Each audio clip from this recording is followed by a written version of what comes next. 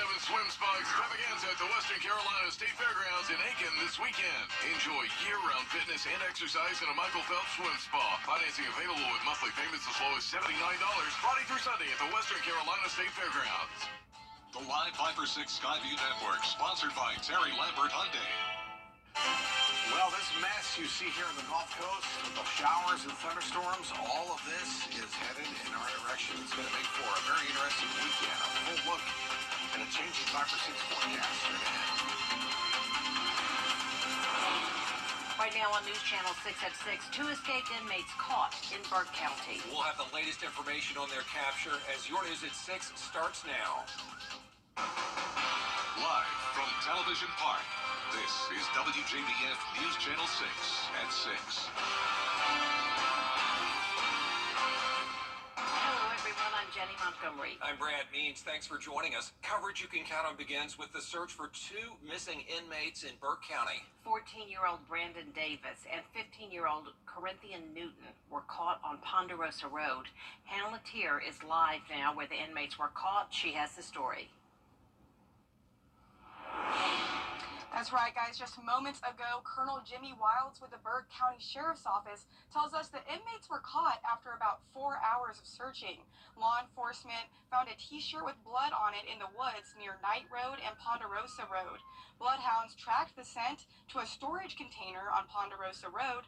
That's where they found the inmates. Colonel Wild says the inmates ditched the gun they took from Deputy Perry somewhere in the woods and surrendered when they were found. He says the blood on the inmate's shirt was from briars, and they had walked a few miles while still in handcuffs and leg shackles. We knew where they went in at, and when the bloodhound got here, they went in the woods where we thought they went in, and they eventually picked up a scent, and it led them to that shirt, and then that shirt again strengthened the scent and led them to right where they were at. The bloodhounds, one of my guys said, was very, very impressive, and they done what they're trained to do. 2 potential law enforcement officer killers, you know, are where they need to be, and that nobody was hurt. He's going to be okay. You know, they'll live to tell their side of the story, and they're off the street of Burke County. Colonel Wild says for now the inmates are being held at the Burke County Jail. Live in Burke County, Hannah Latier, WJBF News Channel 6. It is time now for a first check of the weather. And It's Jenny Brandt. Tim, thanks. Some Augusta leaders having second thoughts on their punishment for a nightclub.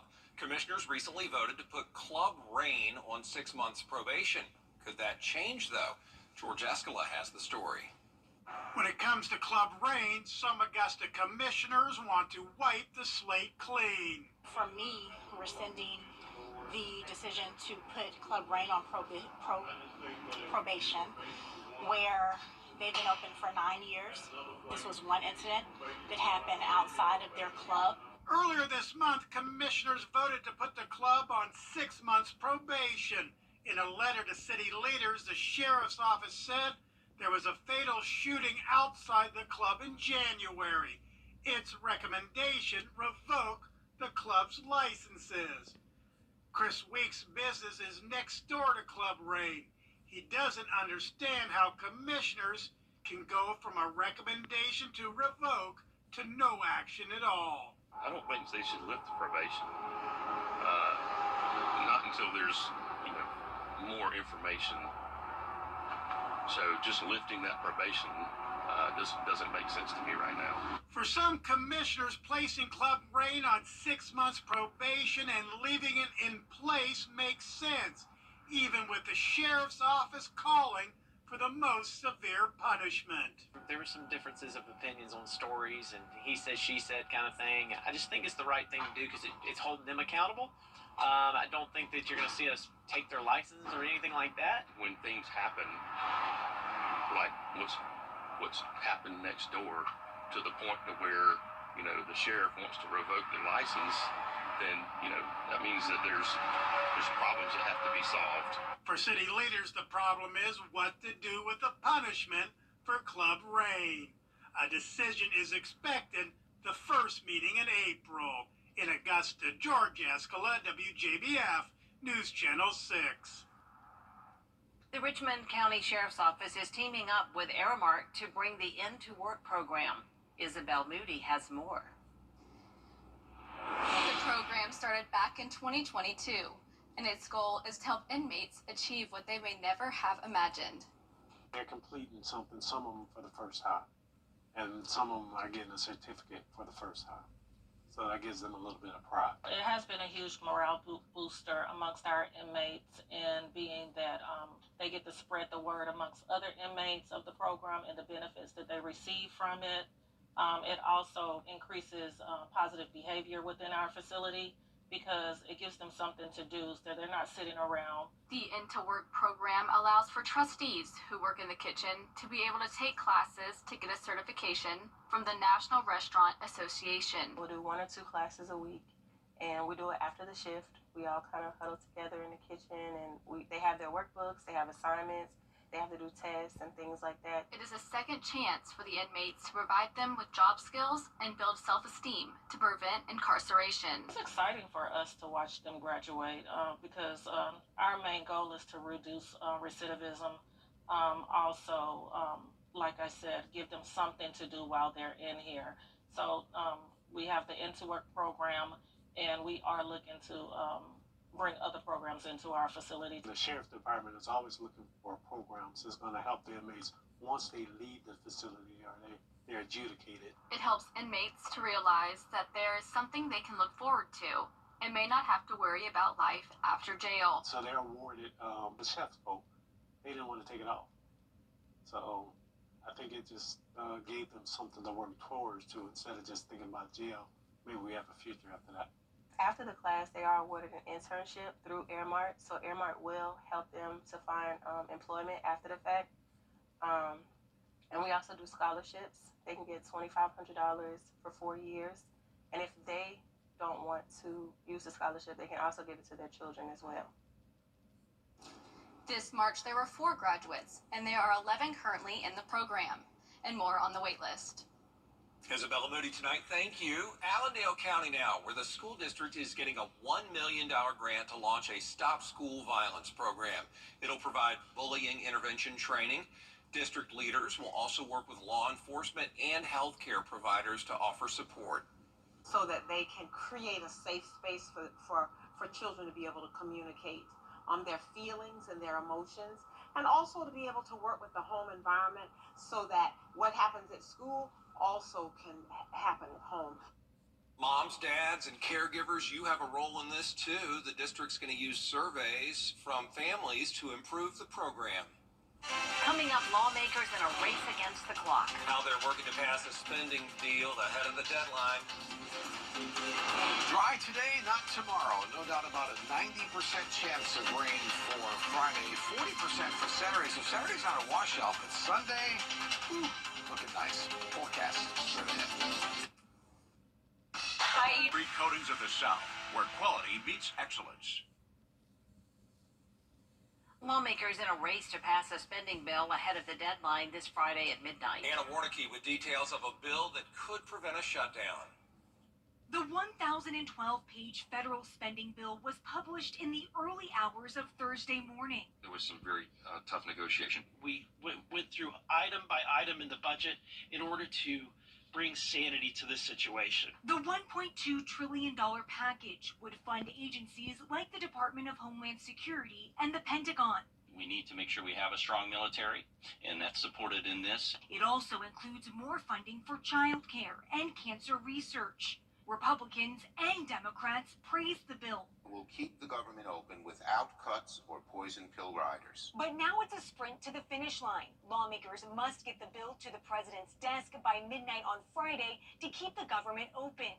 Senate Democratic leader Chuck Schumer says he is confident lawmakers can get it done before Friday's deadline. Once the House acts, the Senate will need bipartisan cooperation to pass it. Because of the time crunch, the House is bypassing a rule that any new bill must undergo a 72-hour review period.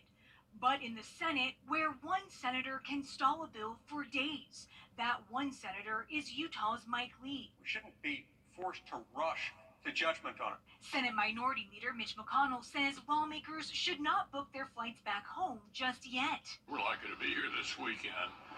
That will be determined, however, by how long it stays in the House. In Washington, I'm Anna Warnicki. Tim Miller back with a check of the weather.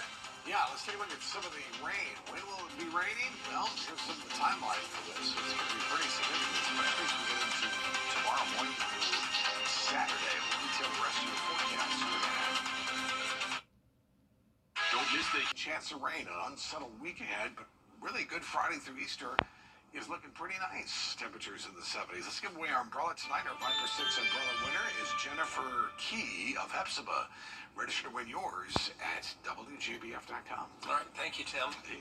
Coming up, it was a big day at the Sage Valley Junior Invitational. Sure was, and the madness has begun. Clemson and South Carolina both looking for wins in the NCAA tournament in sports.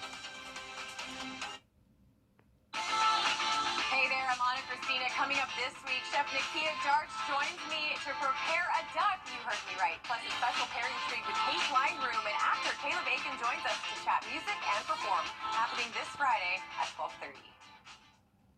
Which one-day sale? You can't always choose the weather, but you can choose your weather app. Go with the most accurate and most trusted, the Live Viper 6 mobile app. Download it today.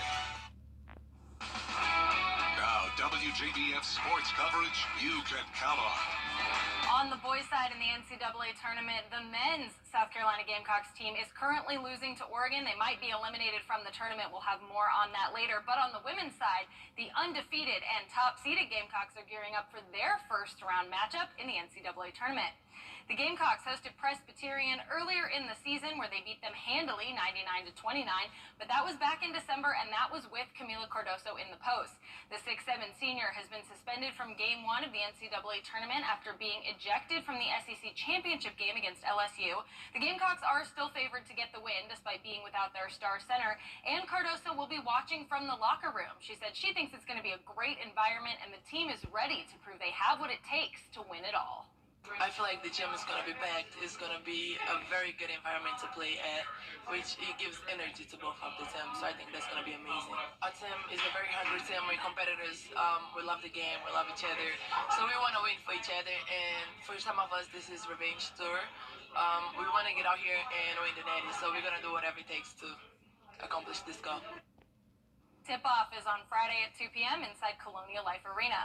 Also getting ready for the big dance is the Clemson men's basketball team. The 6-seed Tigers will take on number 11 seed Mexico State on Friday as they look to advance to the round of 32 for the first time since 2018. Head coach Brad Brownell spoke to the media about what his team will need to do to secure the win and what it means for some of his guys to play in their first March Madness tournament. Being left out last year, just really wanted these guys to be able to experience this opportunity. So we're just excited to be here. Have a lot of respect for Richard. Coached against him while he was at Minnesota. He's done a terrific job there at New Mexico. We know we have our hands full with that group. So we've got to run good offense. We got to take care of the ball. They're aggressive defensively in certain ways, and they'll even gamble a little bit and go for steals, and they try to block a lot of shots. They get their hands on balls. They're very active. But just being smart about how we play and making sure that we're balanced on defense and that we rebound the ball very well. Tip-off for the Tigers is on Friday at 3:15. The first round of the Junior Invitational at Sage Valley teed off on Thursday. 60 of the top boys and girls junior golfers from around the world representing 22 countries in this year's field, the most diverse ever. On the girls' side, there are also 12 players who will compete in this year's Augusta National Women's Amateur, including Asterisk Talley, who leads the girls at 2 under.